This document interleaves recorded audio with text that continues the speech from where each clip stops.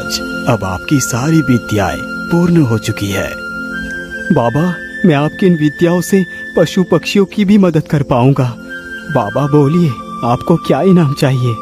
महाराज, आप इन विद्याओं का उपयोग जीव कल्याण के लिए कर रहे हैं, इसीलिए मुझे कुछ भी नहीं चाहिए।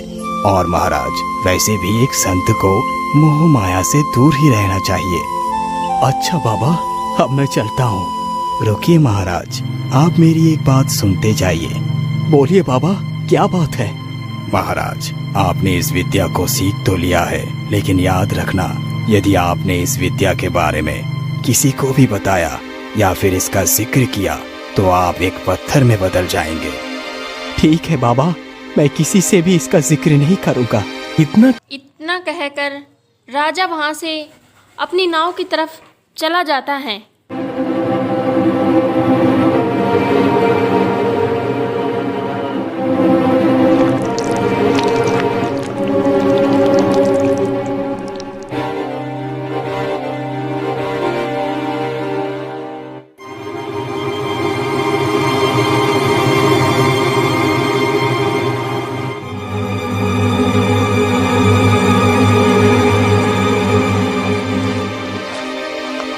राजा चलते चलते घने जंगल से गुजरता है। उसने साधु से वह पशु विद्या सीखी थी, जिससे वह पशुओं की भाषा समझता था।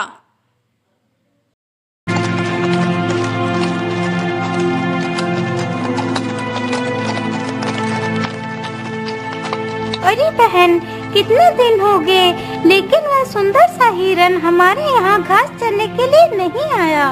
अरे बहन, क्या तुम्हें पता नहीं, कल उस हिरन को एक शिकारी ने तीर मारकर घायल कर दिया था। वह बेचारा भागकर उस पुरानी वाली गुफा में चला गया था। तब से वह उसी गुफा में पड़ा तड़प रहा है। अरे, ये तो कितना बुरा हुआ बेचारे के साथ।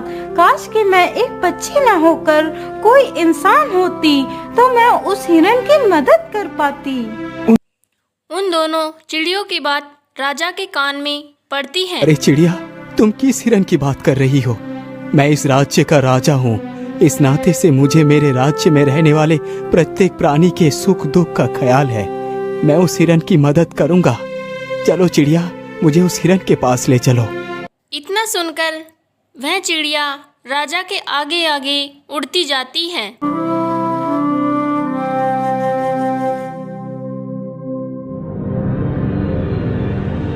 वह चिड़िया जल्दी ही राजा को उस गुफा के द्वार पर पहुंचा देती है। महाराज, यही वह गुफा है जिसमें वह हिरन गया था। ठीक है चिड़िया, अब तुम यहाँ से। राजा की यह बात सुनकर वह चिड़िया वहाँ से चली जाती है।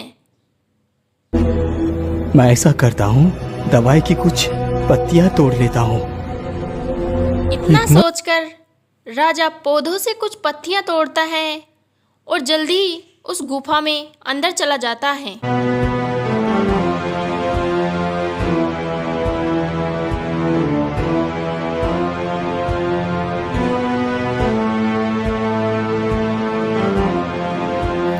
आखिर वो हिरन कहाँ हो सकता है? यहाँ आसपास तो कोई भी दिखाई नहीं दे। इतना सोचता सोचता वह उस हिरन के पास पहुंच ही जाता है, जहाँ पर हिरन एक घायल अवस्था में पड़ा हुआ रो रहा था। हिरन राजा को देखकर उठ खड़ा होता है। अरे हिरन, तुम डरो मत, मैं तुम्हें कोई भी नुकसान नहीं पहुंचाऊंगा।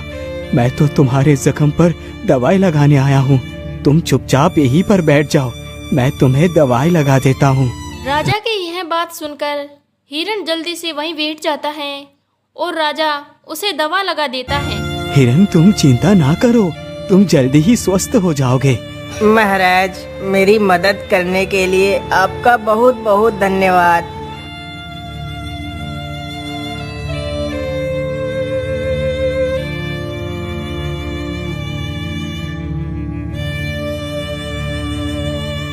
अरे बाप रे बाप, सुबह से खेत जोतते जोतते तो मेरी हालत खराब हो गई है। चलो अब वापस लौट चलता हूँ, फिर कल सुबह जुताई के लिए आऊंगा। सोचता खेतों की जुताई करता है और वो राजा के खेतों पर ही जुताई करता था। यह सोचते सोचते वह राजा के महल में पहुंच जाता है।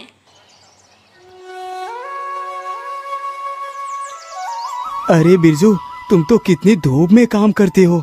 तुम बैलों को यहीं पर बांध दो और जल्दी से जाकर पानी पियो और थोड़ा सा आराम कर। इतना सुनकर बिरजू वहां से चला जाता है। अरे भाई, क्या बात है? तुम इतना उदास क्यों हो? अरे भाई, मैं तुम्हें क्या बताऊं, पूरे दिन खेतों में काम करते करते तो मेरी हालत ही खराब हो जाती है। पता नहीं इस काम से कब छुटकारा मिलेगा। भगवान का भी अनोखा न्याय है। मैं दिन भर खेतों पर काम करता हूँ और मुझे ये सूखा भूसा खाने को मिलता है, और तुम तो दिन भर अस्तबल में आराम करते हो, तुम्हें तो ये चने खाने को मिलते हैं। अरे भाई, तुम तो खुद एक मूर्ख हो, क्योंकि तुम इतना परिश्रम करते हो और बदले में ये सूखा भूसा खाते हो। लेकिन भाई, मैं मूर्ख कैसे हुआ? यदि काम नहीं करूँगा तो ये सूखा भूसा भी खाने को नहीं मिलेगा। अरे नहीं भाई, तुम तो कितने भोले हो। तुम मेरी बात ध्यान से सुनो। जैसा मैं कहता हूँ तुम वैसा ही करो। हाँ हाँ भाई, मुझे जल्दी से बताओ, मैं वैसा ही करूँगा जैसा तुम बोलोगे। भाई, कल जब वो किसान तुम्हें खेत पर ले जाने के लिए आए तो तुम झूठ मूठ बीमार होने का नाटक कर लेना। तुम बैठ जाना और उठना ही मत, फिर देखना तुम्हारी कैसे सेवा होती है। घोड़े और बैल की बातें राजा खड़ा होकर चुपचाप सुनता है।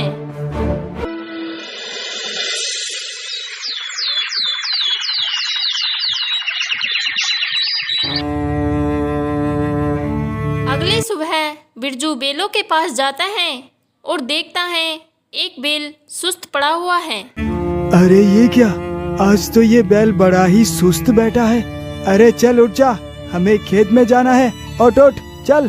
क्या तो उठेगा नहीं? मुझे तो लगता है आज ये बैल बीमार है। चलो मैं इसकी खबर महाराज को दे देता हूँ। महाराज, आज अपना एक बैल बड़ा ही सुस्त है। मुझे तो लगता है वो बीमार हो गया है। अच्छा अच्छा, ऐसी बात है। चलो मैं भी देखता हूँ कि आखिर बैल को क्या बीमारी लग गई है। कहकर राजा बिरजू के साथ चला जाता है और देखता है कि एक बैल सुस्त पड़ा हुआ है। अरे ये क्या, मुझे लगता है इस बैल ने तो घोड़े की बात को गंभीरता से ले लिया। अब तो इस घोड़े को सबक सिखाना ही पड़ेगा। महाराज, आज मैं खेत कैसे जोतूंगा? आज तो हमारा एक बैल बीमार है। अरे बिरजू, तो इसमें कौन सी बड़ी बात है? यदि हमारा एक बैल बीमार हो तो क्या हुआ? आज तुम दूसरे बैल के स्थान पर इस घोड़े को ही ले जाओ। इस घोड़े से खेत की जुताई करो। ला, लेकिन महाराज, क्या ये घोड़ा खेत में चल पाएगा? अरे बिरजू, तुम ये कैसी बातें कर रहे हो? यदि ये खेत में ना चले तो इसकी पीठ पर जोर जोर से 4-5 डंडे मारना, तो ये अपने आप ही भागने लगेगा। अच्छा अच्छा, ठीक है महाराज, मैं ऐसा ही करूँगा। आज इसी से अपना सारा खेत जोत कर आऊंगा। तो फिर जल्दी से जाओ बिरजू और खेत की जुताई करो। लेकिन महाराज, जरा सा घोड़े को चने खिला लूं, फिर लेकर जाऊंगा। अरे नहीं बिरजू, आज चने घोड़ा नहीं खाएगा। आज चने हमारा बीमार बैल खाएगा। आज घोड़े को सिर्फ सूखा भूसा खिलाओ। ठीक है महाराज, जैसी आपकी इच्छा। बिरजू जल्दी से चना लेकर आता है और बैल के आगे रख देता है और घोड़े के आगे सूखा भूसा रख देता है, जिससे घोड़े की तो जान ही निकल जाती है। अरे इस राजा ने क्या कर दिया? आज खेत की जुताई मुझसे कराएगा और चने खिलाएगा इस बैल को। हे राम राम राम, किसी को काम चोरी बताकर उल्टा मैं ही उसमें फंस गया, और ऊपर से चने के स्थान पर ये सूखा भूसा। मैं इस सूखे भूसे को तो कभी नहीं खाऊंगा। महाराज, घोड़ा तो भूसा खा नहीं रहा। अरे बिरजू, मुझे लगता है घोड़े को भूख नहीं लगी है, इसीलिए खाना नहीं खा रहा। तुम ऐसा करो, इस घोड़े को ऐसे ही ले जाओ। राजा की बात सुनकर घोड़ा बेचारा बहुत गुस्सा आता है, लेकिन वह कर भी क्या सकता था, और वह मजबूरन खेत को जोतने लग जाता है।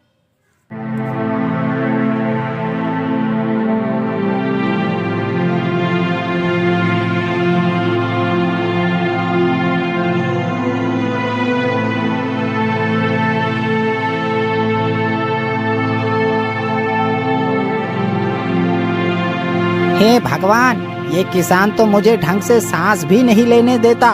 आज तो मेरी मौत निश्चित है। अरे चल चल, तू तो चलने में कितनी आनाकानी कर रहा है। अरे रुक, तुझे अभी मजा चखाता हूँ।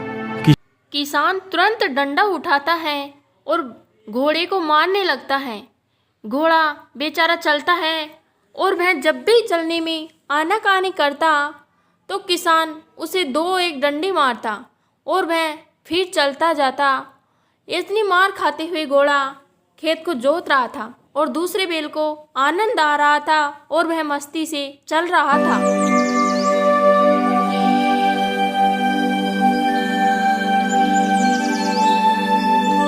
आहा, खेत तो जोत दिया है। चलो अब घर वापस। बिरजू तुरंत महल की ओर जाता है घोड़े और बैल को लेकर और वह जल्दी ही महल में पहुंच जाते हैं।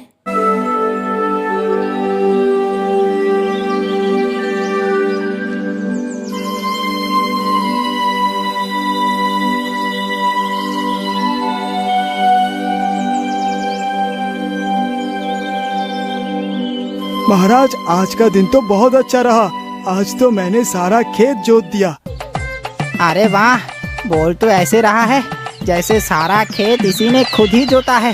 मार मार कर मेरी सारी कमर ही तोड़ दी और कहता है कि आज का दिन अच्छा रहा।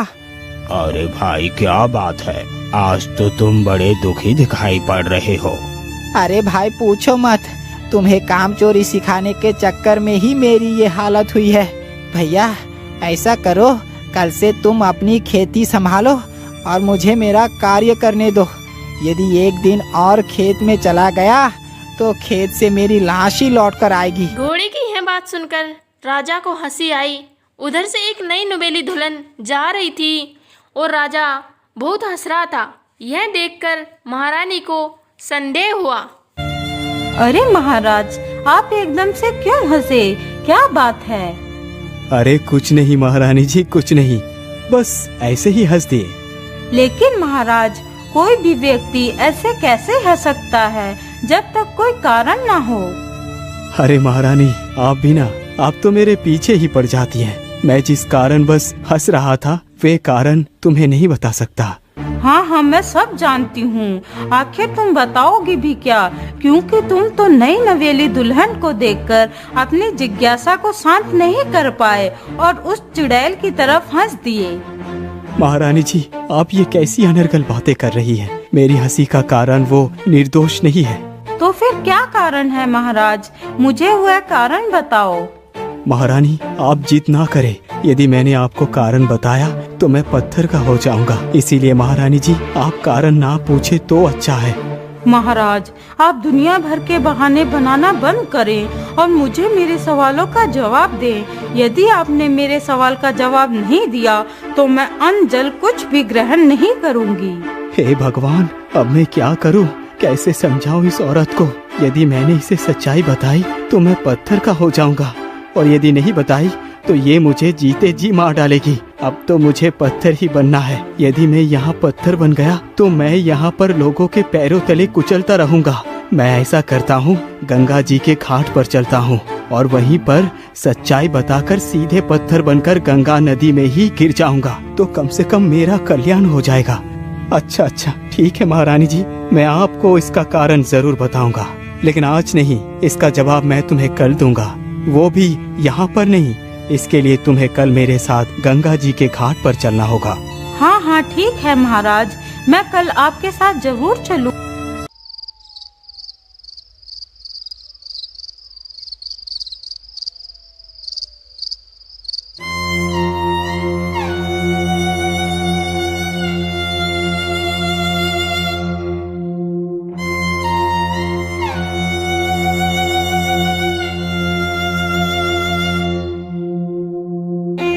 अगली सुबह होते ही महारानी जल्दी से तैयार हो जाती है। चलिए ना महाराज, अब तो सुबह भी हो गई है। अरे महारानी जी, मैं अभी चलूंगा, उससे पहले मुझे थोड़ा सा भोजन तो करने दो।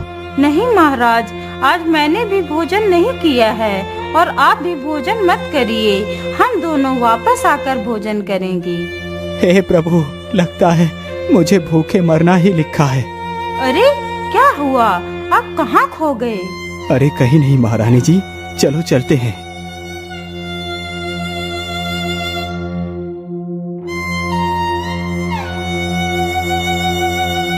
राजा चलते चलते घने जंगल से गुजर रहा था।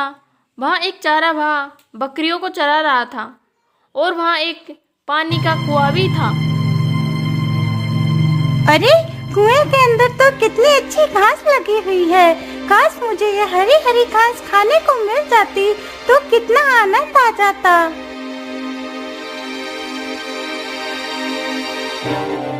स्वामी, मुझे तो बहुत जोर की प्यास लगी है। आप मेरे लिए थोड़ा सा पानी मंगवा दीजिए। कुआं तो सामने ही है। अच्छा ठीक है, मैं अभी तुम्हारे लिए पानी मंगवाता हूँ। अरे सारथी, तुम जल्दी से जाओ और कुएं से थोड़ा सा पानी लेकर आओ। माँ, मुझे बहुत जोर की भूख लगी है, मुझे दूध पिलाओ ना। अरे दूध दूध दूध, क्या हर समय दूध दूध ही चिल्लाते रहते हो? अब मैं किसी को भी दूध नहीं पिलाऊंगी। यदि तुम्हें दूध पीना है तो पहले इस कुएं में से हरी हरी घास को तोड़ कर लेकर आओ, तभी मैं दूध पिलाऊंगी। लेकिन माँ, यदि मैं उस घास को तोड़ने के लिए जाऊंगा तो मैं उस कुएं में गिर जाऊंगा। वो सब मुझे नहीं पता। यदि दूध पीना है तो घास तो लानी ही पड़ेगी।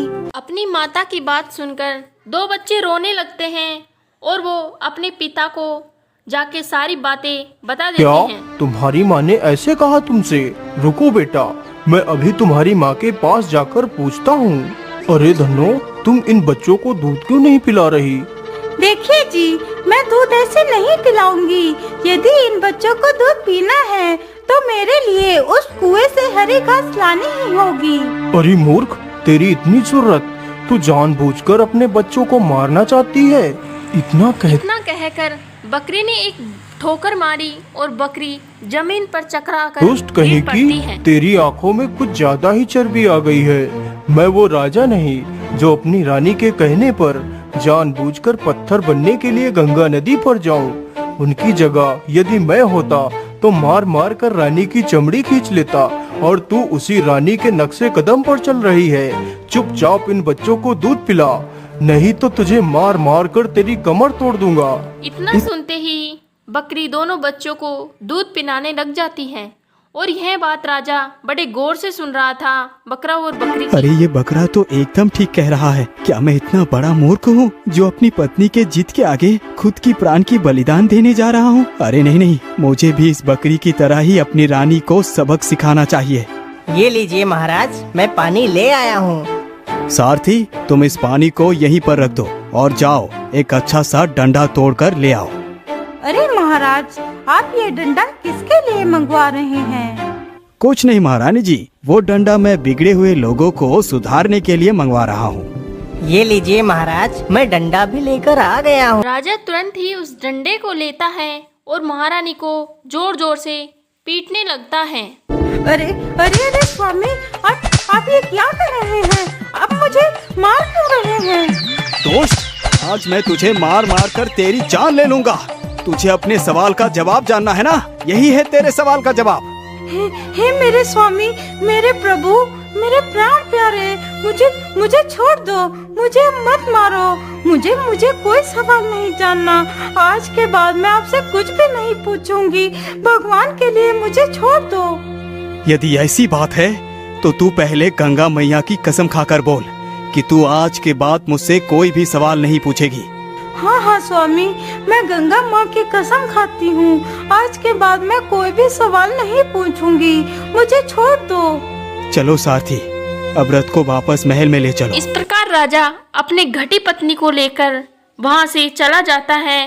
दोस्तों, हमें इस कहानी को सकारात्मक रूप से लेनी है, ना कि नकारात्मक रूप से।